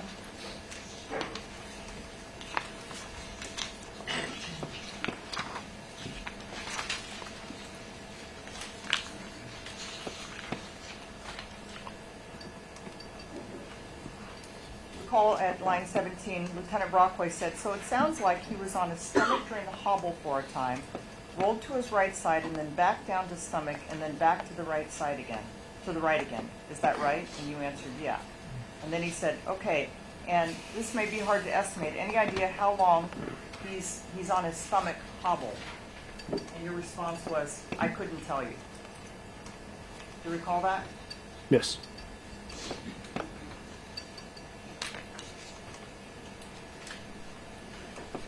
Now, after Mr. Ellis was hobbled, you would agree that he was more compliant, correct? Yes.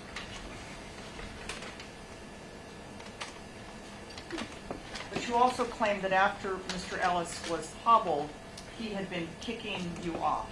Is that correct? I don't recall saying that. All right, why don't you take a look at page 33.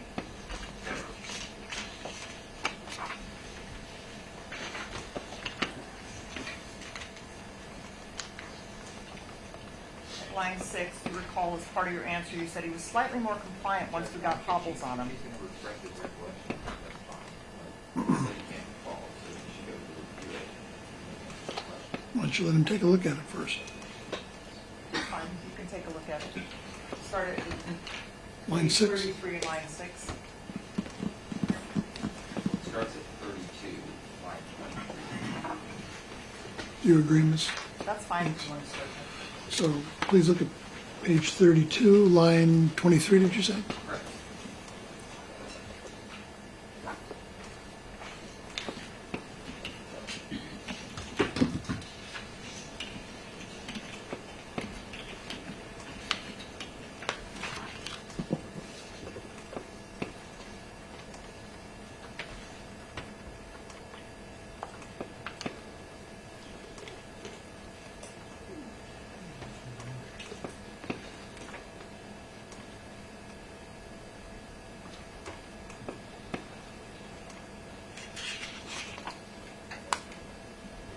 Let me know when you're done reviewing it. I am. And isn't it true that you told Pierce County that even after Mr. Ellis was hobbled, while he was slightly more compliant, he was still able to wiggle and he would just kind of kick us off of them pretty easily? Yes. And I think it's describing before he was even rolled back in the second recovery position. And Investigator Barnes asked you, even while hobbled? And you said, yeah, correct? Yes. So it's your testimony that even after he was hobbled, he was kicking you off pretty easily off of them? He was very, very strong. So is that, yes, he was kicking you off of him after he was hobbled? Yes.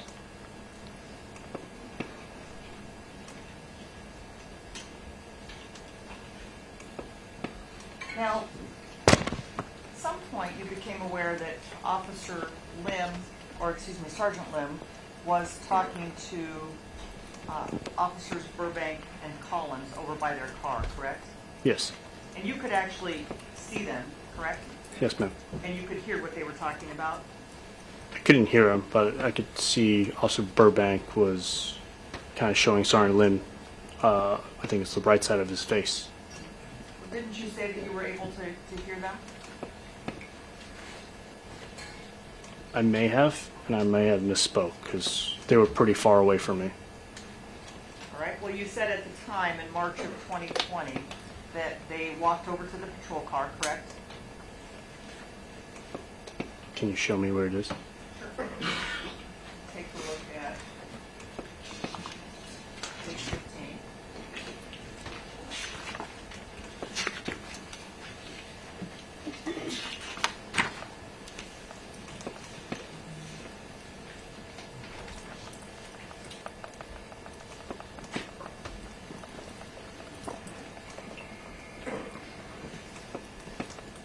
Is it correct that you told Pierce County that they walked over to the front of the patrol car, correct?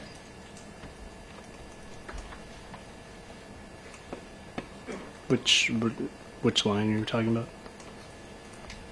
If you look at line 8 on page 15. So, and I remember you went to go talk to Officer Burbank. Your Honor, this is substantive evidence. It's already been introduced as substantive evidence. But you ask him a question, and then you ask to essentially refresh his recollection about it. And then you go ahead and provide the answer. Let's see if it refreshes his recollection or not. Does that refresh your recollection, Officer Rankin? I'm still reading it, sorry.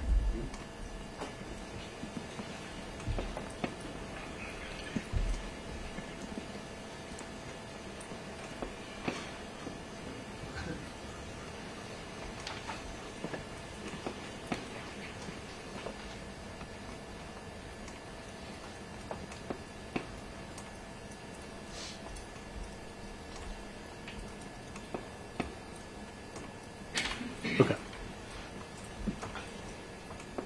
I'm sorry, did you answer? No, Does this refresh your recollection of what you told the Pierce County Sheriff's Office on that occasion? it does. Okay. So what happened? You told Officer, Now, hold on. You just read it again. Ask him the basic question about that event instead of just reading it to him. I wasn't going to read it, Your Honor, I was going to ask him. It sounded like you were reading. You were looking down at the page. You have to refresh Well, my if I was wrong, that's fine. Go ahead and ask your question. Mr. Rankin, you told Pierce County that Sergeant Lim walked over to the front of the patrol car with Officers Burbank and Officer Collins, correct? Now, how is that asking him a question about it, as opposed to just say, instead of essentially reading it to him?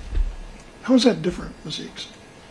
Your Honor, I think cross-examination, I'm allowed to, I believe I was entitled to ask him what that was. You can ask him about the sequence of events, and then we'll see what he says. If he says something different from that, then that's fine. But that's how this is done, you know. And we've gotten away from that repeatedly by everybody in this case. But I have an objection now about it. Repeated objections about it. So I got to deal with it. Did you hear what was being said at the car? In my statement, I think I state that I heard it. And what did you hear them say? Do you want me to just read off of this? Sure. That refreshes your memory. It says, and I remember he went to go talk to the officer, Burbank and Officer Collins in front of their patrol vehicle. I remember Burbank both of their uniforms were kind of disoriented. I remember Burbank's hat was almost off his head. I remember both of them looking at each other and looking at each other's faces, and I overheard what they were telling Sergeant Lim, that they both had been struck in the face by the subject. I remember Officer Burbank showing Sergeant Lim kind of the left side of his mouth where he had been struck. And it was after that that you then told the officers to turn Mr. Ellis onto his side, is that right? Correct.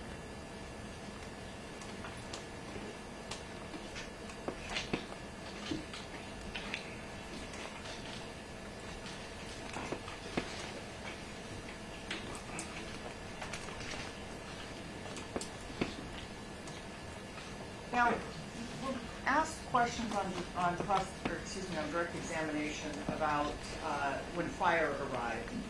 And Mr. Ellis was in the restraints at that time, correct? When fire arrived, was Mr. Ellis in restraints at that time? Yes. And in fact, you were asked by the firefighter to roll him onto his back, correct? Yes. While he was hobbled, or he had the hobbles and the handcuffs connected, correct? Yes. And it was after you moved him onto his back that that fire cut off his clothes? I believe so. And then they attached the lead to the heart monitor to him, correct? I believe so, yes. And it was after that that fire asked that Mr. Ellis be taken out of cuffs and out of the hobble, correct? I don't recall. You have to show me where it is. Take a look at page 20, 21.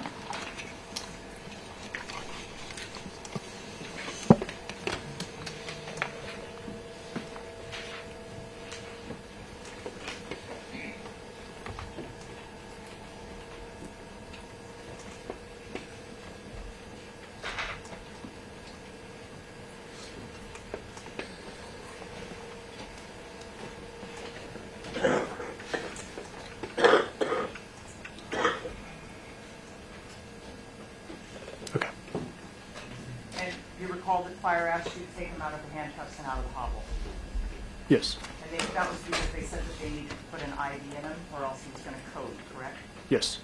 And you didn't immediately remove the restraints. You wanted to check with Sergeant Lim first, correct? Yes. And then you checked with Sergeant Lim, but you also told the firefighters that you had fought with Mr. Ellis for a long period of time, correct? Yes. Now, in fact, the time that you were there, Mr. Ellis was never off the ground, was he? No. He was always prone on the ground, correct? I think in my statement I'm describing, I think you're referring to the fight. I'm describing the whole entire struggle with Mr. Ellis as a fight. And I'm asking you, for the time you were there, Mr. Ellis was never up on his feet, was he? No. He was always on the ground, correct? Yes. And he was always at least in handcuffs, correct? Yes. And you didn't see what happened prior to your arrival there, correct? No. And then only after Sergeant Lynn gave the go-ahead did you remove him from the restraints, correct? Yes. And you can't recall who removed him from the restraints? I think it was multiple officers. It was me and a couple other officers. Do you remember if Officer Burbank assisted in removing the hobble? I don't recall.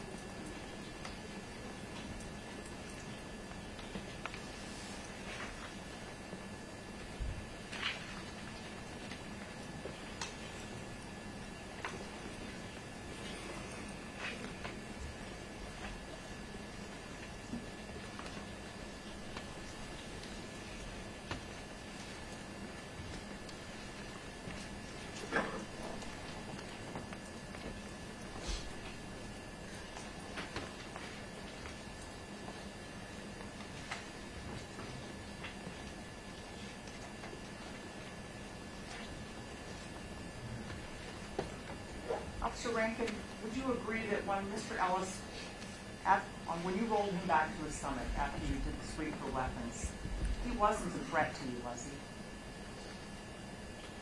I would agree. I mean, he couldn't use his arms or his legs, correct? Agree. And so the purpose of pinning him to the ground or putting weight back on him was not to protect him from the officers, correct? Or I should Correct. say that better, not to protect the officers. Correct. And you would agree there weren't any other civilians around? I wouldn't know that answer. Did you see any other civilians around? I wasn't looking around that much. You weren't concerned that Mr. Ellis was a threat to other people, were you?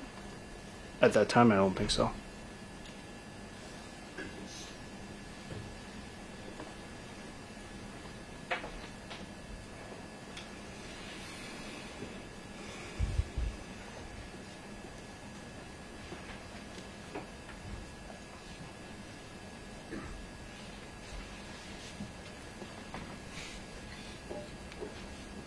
Did you also have training in the academy about excited delirium?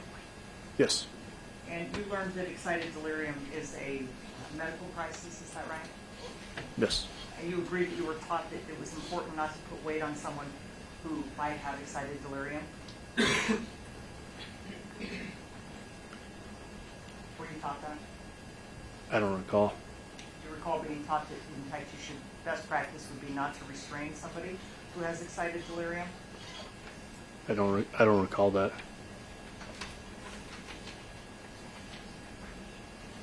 So your training though was that it was a medical emergency, correct? Yes. And that you should get the person medical aid immediately, correct? Right, for risk of sudden death, yes. Now, you would agree that you also received training on use of force in the academy, Yes. and that you're only supposed to use force if it's necessary, Yes. and that in deciding whether it's necessary also includes considering whether there are reasonable alternatives to force that exist, correct? Yes. And you would agree that putting pressure on Mr. Ellis's body was a use of force? Yes. And you also learned, in terms of force, that you need to de-escalate if the subject de-escalates, correct? Correct. And that you need to stop using force if it's no longer necessary? Yes. And you would agree that once Mr. Ellis was in hobbles, with it connected to his handcuffs, he was no longer a threat, correct? Jack asked and answered. It has been more than once. Sustain the objection now. I think that's a moment.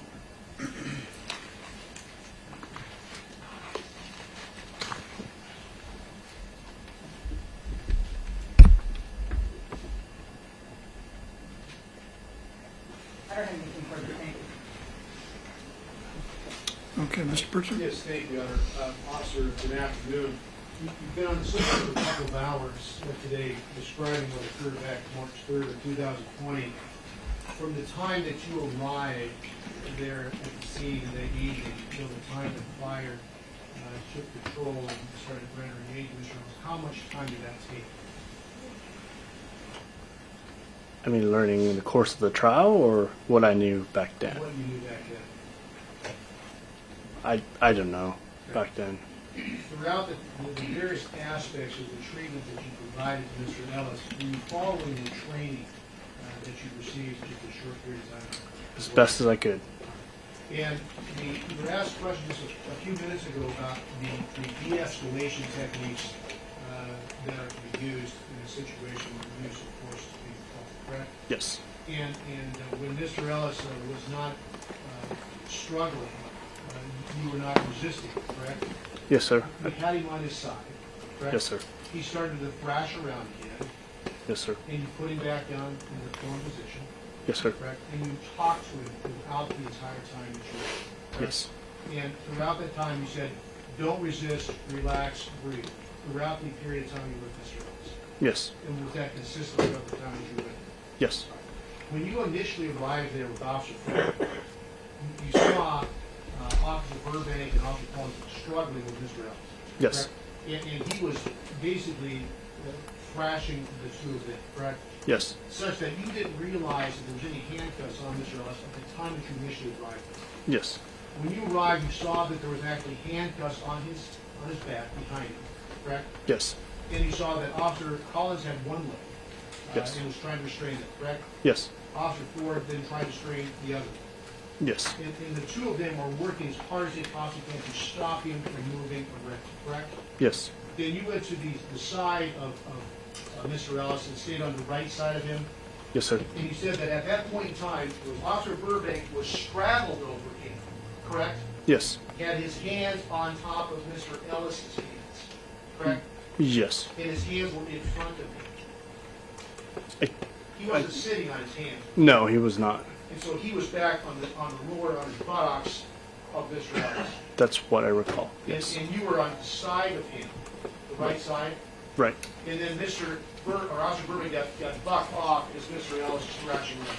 Yes. And then your focus was then on Mr. Ellis to try to restrain him from moving around, correct? Yes.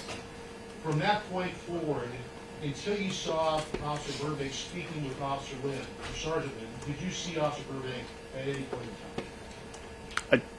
Besides that point, no, I don't recall it. And then with respect to the hobbling, you don't know who did that specifically? I don't. There were numerous officers that responded to the Mike Clicks and Officer Burbank screaming out 96 and 8. Right. All right. And so there was a tremendous amount of officers that were in the area at that point in time trying to stop Mr. Ellis, correct?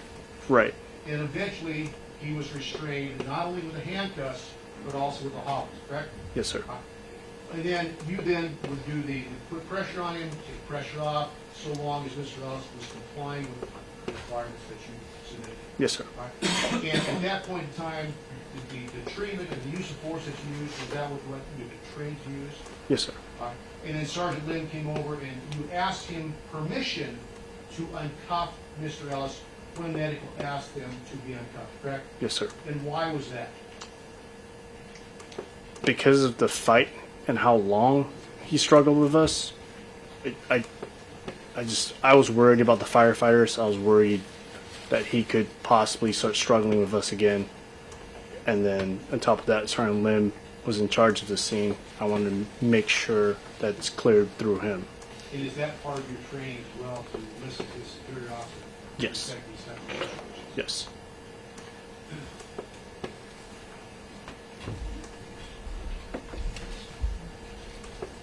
Okay, thank you, Officer. Nothing, please.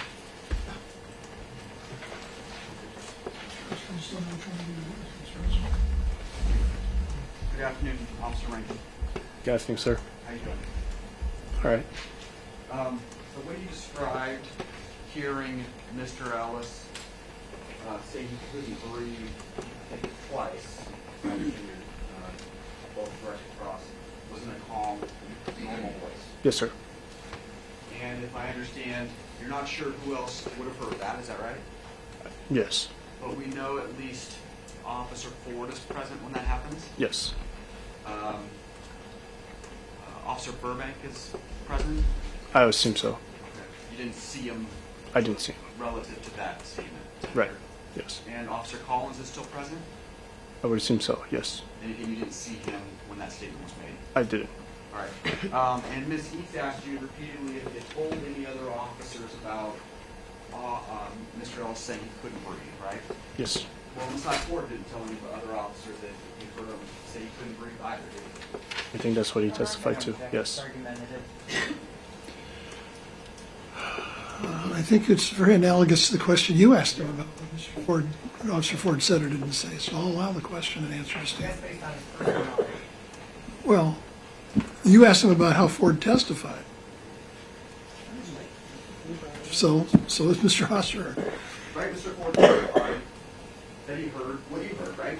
Yes, sir. In fact, he was offended at your response that if you can talk, you can breathe, right? Yes, sir. So he heard what you heard. Yes. Didn't tell anybody on scene, including medics, that he heard that either, did he? I don't believe so. In fact, Sergeant Lynn was present when that occurred, is that right? I assume so. Well, Ms. East played you dispatch and suggested on dispatch we could hear it, right? Yeah. I mean, I couldn't make out what was being said over that radio. Okay, well, let's assume what Ms. East said is true, and that's Mr. Ellis in the background saying he can't breathe. Sergeant Lynn is the one on the radio, right? Yes. Sergeant Lynn didn't tell anybody he heard that either, did Not that I know of. he? He didn't tell medics that he heard that either. Not that I know of. In fact, with the court's permission, 898, please. Just going to get a judge. Check again. The timeline. Well, which time? Good question. The responding officers based on the caption. I believe it was admitted for illustrative purposes, Chair. All right. Do you see that in front of you, Officer Rankin? Yes, sir. And that indicates that within 25 seconds of your arrival, Sergeant Lynn is there, is that right? Yes, sir. And 6 seconds after Sergeant Lim arrives, Sergeant Messinio from Pierce County Sheriff arrives, correct? Yes. You recall seeing Pierce County Sheriff deputies on scene as well? I don't. Okay. You're aware they arrived, Yes. including Gary Sanders at 23-2504 from Pierce County, right? Yes, sir. And then at 23-25-22, that's Sergeant Rock, isn't it? Yes. Who's Sergeant Rock? Sergeant Rock's my immediate supervisor. Right, he's your sergeant, correct? Yes. Of your sector. Yes. And he's on scene within, I don't bad math, but less than a minute after Sergeant Lim, which was 25 seconds after you got there, right? Yes. And then we also know that Casey Jones is from the Washington State Patrol, right? Yes. And he arrives at 23:26:58, right? Yes. Do you know who Officer Bukat is? I think he was the Lakewood cop. Right, from the 4th Separate Agency on scene before fires there, right? Right. Officer, did any one of these individuals from any one of these four agencies intervene with what you were doing with Mr. Ellis? No one did.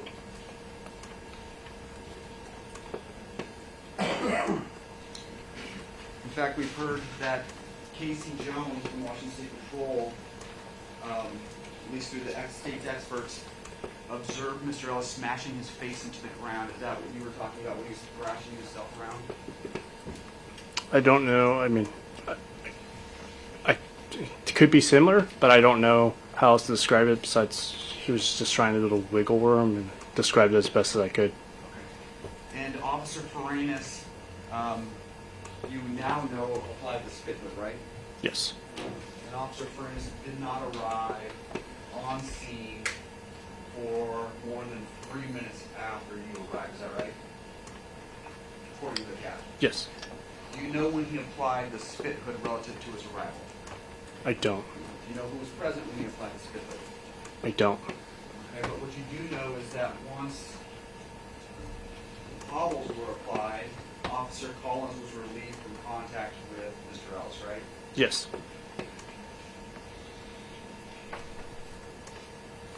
And if I understand your testimony, he was not present at any other point in time.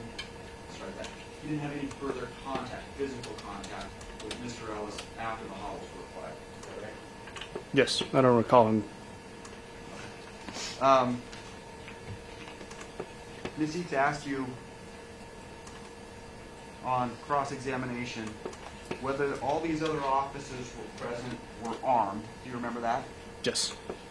And she asked you if they could have, at that point in time, removed the restraints from Mr. Ellis so that he could breathe. You remember that question? Yes. That would be a violation of every policy related to this sort of incident, right? I believe so. Is that part of any sort of training relative to restraining an individual who's combative?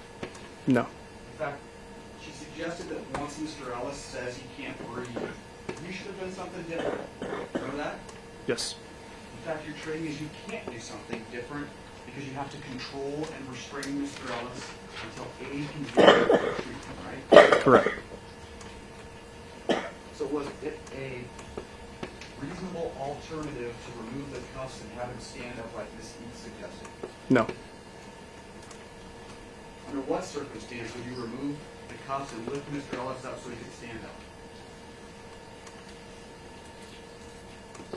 I couldn't tell you, but definitely not this incident. That's not an option, is it? No. That's not a reasonable alternative as she suggested, is it? No.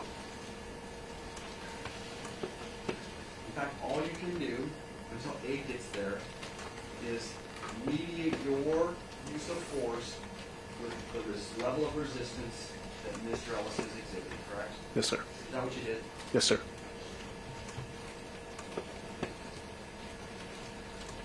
Ms. Eek suggested that you could have performed some sort of first aid or medical treatment to Mr. Ellis before aid got there. Remember that line of questioning? Yes, sir. Do you have the equipment to perform medical treatment on Mr. Ellis in that circumstance? No. In fact, you can't do that, can you? No. Because you then be liable for any injury that resulted from Mr. Ellis and your treatment of him, right? Yes, sir. And that would be against policy as well. Yes, sir. So was that a reasonable alternative to what you had faced on March 3rd? No, sir. 2020? In fact, do you even have a bag to assist in breathing? No. What sort of medical devices do you have at your disposal to treat somebody in this situation? I think our patrol car has just your standard like Walmart first aid kit. I built my own like, trauma kit, as in for like tourniquets, extra tourniquets, and wound packing stuff.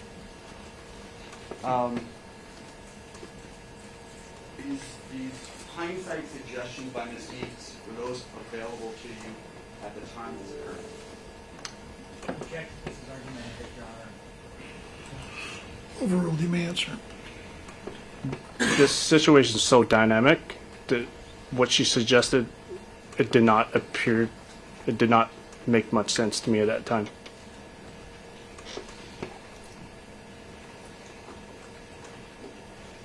Specific to Officer Collins, he's relieved once the hollows are applied, at least as far as you know, is that right?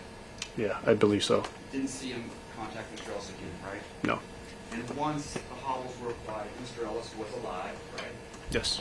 He was breathing, Yes. he had a pulse. Yes. No indication that death was imminent, right? No. In fact, none of these officers who came after my client was relieved intervened to treat Mr. Ellis, right? I don't believe so. No indication that he was going to die. No. In fact, Mr. Ellis is alive for more than 30 minutes after Officer Collins has contact with him, is that right? I believe so. Yes. That's all I have to do. I assume you've got some more. Okay, well, it's after 4 o'clock, so we're going to have to take our recess for the evening. Ladies and gentlemen, please do not discuss case on yourselves with anyone else, and do not view anything on in the media, social or otherwise, on the subject of this trial. Thank you.